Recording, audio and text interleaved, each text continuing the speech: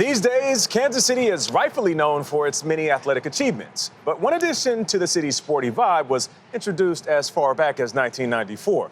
We're talking about pop art sculptures on the grounds of the Nelson-Atkins Art Museum. They're now a symbol of Kansas City, but the oversized badminton equipment wasn't always so welcome. Our Dana Jacobson has the story. It's quirky, I think it's fun, I think it's cool, so why not? The net results are in. It's just amazing. These massive works of art are a smash success. We're in the middle of Kansas City, and there is a giant sculpture of a shuttlecock out here. How did this happen? So we are standing on our North Plaza. It's a green lawn. Okay. And what you have to think about is imagine you are up in the air as a bird flying over, and you look down, and the museum's building is a net, and you have a sculpture park on the south and a green space on the north, and that was the court. So they thought of us as a giant badminton court.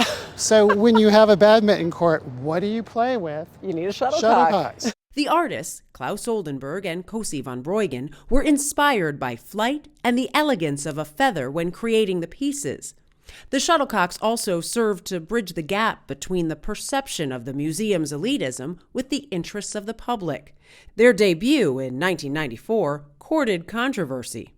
What was the reception at first? Well, art it wasn't lovers, good, is what you're trying to tell me. Yes, and it was the sort of predictable thing like, this isn't art, what is this? Right. This is this big giant shuttlecock, or this is cheesy, it's horrible, and of course, that was then, this is now. And now, wonderfully, people have warmed up to the shuttlecock, to put it mildly. In point of fact, the shuttlecock really is a symbol of Kansas City. And at 18 feet tall and weighing over 5,000 pounds, they're a hard-to-miss symbol for a city so often in the sporting spotlight.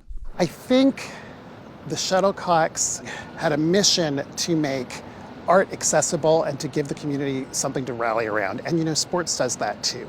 Here in 2024, we understand that there's not a division between people who love sports and people who love art, that you can love them both, and that they both give you something to make you proud of your city as well. And I think the shuttlecocks are a wonderful symbol of that. I say this about sports all the time. Anything that gets somebody to watch is awesome. If it's a player or a story, whatever, and same for art. So if it's this little birdie, this shuttlecock that does it in giant form, why not? Yeah. You know, I used to play back in the day when I was a kid in high school. I never knew that this was called this. I always called it the birdie. The birdie. Oh, the birdie. Yeah. I never knew. It's called a shuttlecock. We looked it up. You want to take this? Yeah. Why? Because you are shuttling it back and forth across the net, and the feathers of it.